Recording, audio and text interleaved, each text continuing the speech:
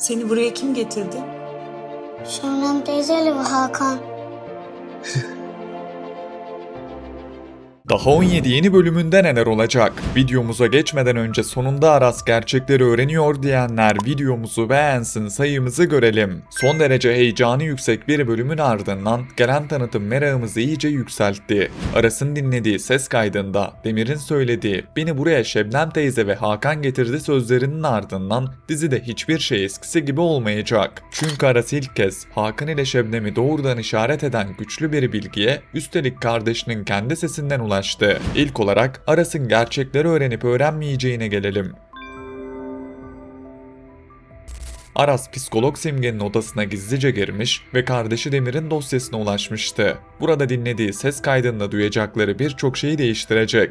Evet, Aras yakalanmadan önce Demir'in Şebnem teyze ve Hakan dediğini gerçekten duyacak. Ancak ilk etapta Teoman'dan şüphelenmeyecek. Aras "oha artık" diyebilirsiniz. Fakat bunun bir nedeni var. İlk bölümlerde Aras, Teoman ile Leyla'nın hastane kayıtlarını bulmuştu ve bundan dolayı Teoman'ın Demir olabileceğine hemen ihtimal vermeyecek. Önce Hakan ile Şebnem'in Demir'i nereye götürdüğünü ve ona ne olduğunu çözmeye çalışacak. Fakat şüpheler büyüdükçe dikkati Teoman'a çevrilecek. Teoman'ın geçmişini hatırlayamaması ve Hakan'ın onun hayatını kontrol etmesi daha anlamlı hale gelecek. Parçalar birleşince Aras, kardeşinin sandığından çok daha yakınında olabileceğini düşünecek. Burada Hakan ve Şebnem'in ilk etapta Aras'ı yine kandırmak isteyeceklerini düşünüyorum. Aras'ın gerçeğe yaklaştığını anladıkları anda onun odağını dağıtmak için ellerinden geleni yapacaklar. Çünkü kayıt yalnızca Demir'in yaşadığını göstermiyor. Yıllardır sakladıkları suçların ortaya çıkmasına giden yolu da açıyor. Aras'a farklı bir hikaye anlatılabilir, kaydın eski olduğunu söyleyebilir ya da onu başka bir yöne gönderebilirler. Hatta karşısına bir başka Demir bile getirebilirler. Böylece onun umudunu kısa süreliğine başka birine bağlayıp Teoman'dan uzaklaştırmak isteyebilirler. Hakan gerçeği sadece inkar etmek yerine onun yerine yeni bir yalan koyuyor. Şebnem de Teoman'ı kaybetme korkusuyla bu yalana ortak olacaktır.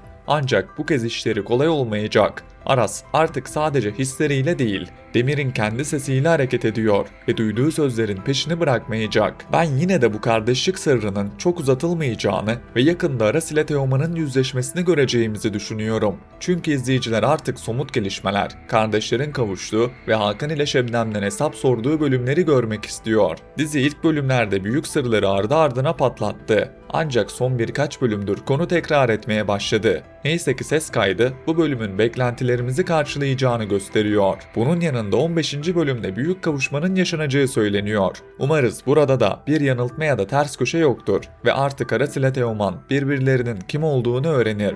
Hikayenin geldiği noktada büyük kavuşma ifadesine en uygun olay, yıllardır birbirlerinden habersiz yaşayan iki kardeşin kavuşması olacaktır. Bu nedenle 15. bölümde yalnızca kısa bir karşılaşma değil, iki kardeşin geçmişi sorgulamaya başladığı gerçek bir yüzleşme görmemiz gerekiyor. Aras'ın elindeki kayıtla Teoman'ın hatırladığı parçalar aynı noktada birleşirse, Hakan ile Şebnem'in kurduğu oyun ilk kez ciddi biçimde sarsılacak. Böylece hikaye artık tekrar etmek yerine intikam ve hesaplaşma tarafına geçebilecek. Bir de iki kardeş gerçekleri öğrense bile kavuşmaları kolay olmayacak. Çünkü ikisi de bu gerçeği hemen kabul etmeyecek. Aras yıllardır Demir'i çocukluğunda bıraktığı haliyle arıyor. Teoman ise kendisine anlatılan hayatın içinde büyüdü ve Demir olduğuna inanması için bir ses kaydı yeterli olmayabilir. Aras'ın sözlerini ilk anda reddedip Hakan ile Şebnem'in anlattığı hikayeye tutunabilir. Aras da geçmişte yaşadığı hayal kırıklıkları yüzünden kesin bir kanıt arayacaktır. Üstelik Hakan ve Şebnem'in planları Aras'ı yanıltmaya, Teoman'ın kafasını karıştırmaya devam edecek.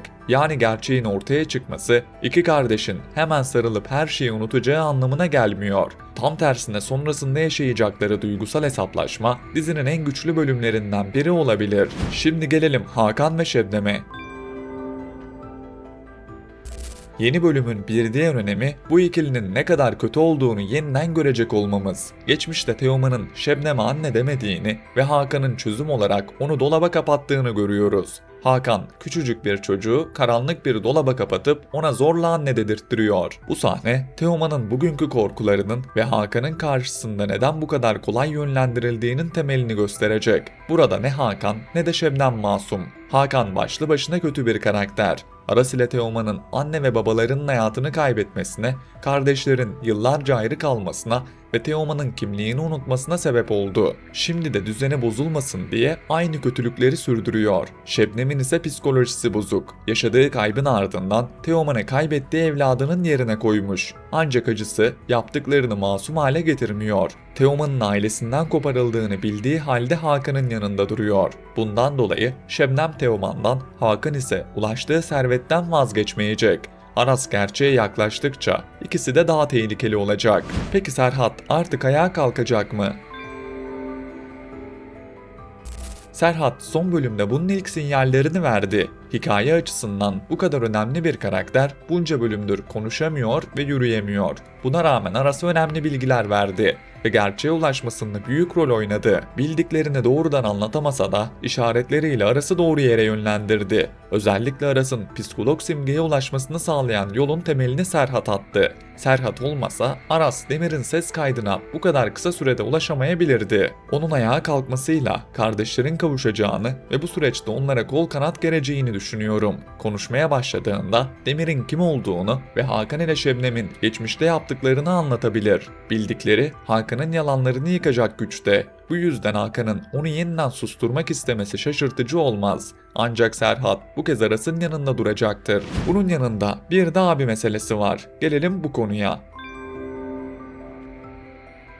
Biliyorsunuz ki abi diye anılan bir mafya Hakan'ın bütün kirli işlerinden haberdar ve onu Hakan'ın üstü gibi düşünebilirsiniz. Bu karakter önce adamlarını gönderip Hakan'ı tehdit etti. Gelecek bölümlerde ise onu bizzat göreceğimizi düşünüyorum. Abi ortaya çıktığında Hakan'ın geçmişteki işlerinin daha büyük bağlantıları olduğunu anlayabiliriz. Bu karakterin Hakan'ın karşısında olacağını ve kendi çıkarları için de olsa Aras ile Teoman'a yardım edebileceğini düşünüyorum. Bunun yanında Barış ilk bölümden beri bir Zafer abiden bahsediyor. Ancak bu karakteri göremedik. Adının bu kadar erken verilmesine rağmen hala ortaya çıkmaması tesadüf olmayabilir. Belki de abi diye bahsedilen kişi Zafer abi çıkabilir. Böylece ilk bölümlerde verilen bir detay yeni hikayeye bağlanmış olur. Ancak kesin konuşmak için henüz erken. Bazı izleyiciler ise Sıla'nın babasının bu karakter olabileceğini söylemiş. Ancak ben öyle düşünmüyorum. Çünkü bütün sırları tek bir karaktere bağlamazlar. Sıla hikayesi için asıl önemli kısım Deniz'le kardeş olma ihtimali. Biliyorsunuz ki Sıla ve Deniz birbirlerinden hiç haz etmiyor. Böyle iki karakterin sonradan kardeş olduğunun ortaya çıkması büyük bir ters köşe olabilir. Üstelik Sıla'nın babasını bir türlü göremedik. Bu kişinin saklanması ileride başka bir sırrın ortaya çıkacağını düşündürüyor. Deniz tarafında ise geçtiğimiz bölümlerde Nuray'ın istemeden evlendirildiğini gördük ve muhtemelen Deniz'in babası İlhan değil bir başkası. Eğer bu ihtimal doğru çıkarsa Deniz'in geçmişi düşündüğümüzden farklı olabilir. Bu karakterin diziye dahil olup dengeleri değiştireceğini düşünüyorum. Dizi alttan alta birçok hikaye veriyor ve farklı sırların temellerini şimdiden atıyor. Evet, bunların hepsi işlenmeli. Ancak şu an izleyicilerin tek odağı Aras ile Teoman'ın kavuşması. Senaristler ellerindeki en büyük koz bu olduğu için bu anı saklamak istiyorlar. Fakat sırrı gereğinden fazla uzatmak hikayeye fayda sağlamaz. Üstelik kardeşlik gerçeği ortaya çıktığında hikaye bitmeyecek. Aras ile Teoman'ın gerçeği kabul etmesi, geçmişi öğrenmesi, Hakan ile Şebnem'den hesap sorması ve yeniden kardeş olmayı öğrenmesiyle birçok yeni olayın kapısı açılacak. Bundan dolayı kardeşlerin kavuşması artık yalnızca izleyicinin istediği bir gelişme değil, dizinin ilerlemesi için ihtiyaç duyduğu en önemli adım.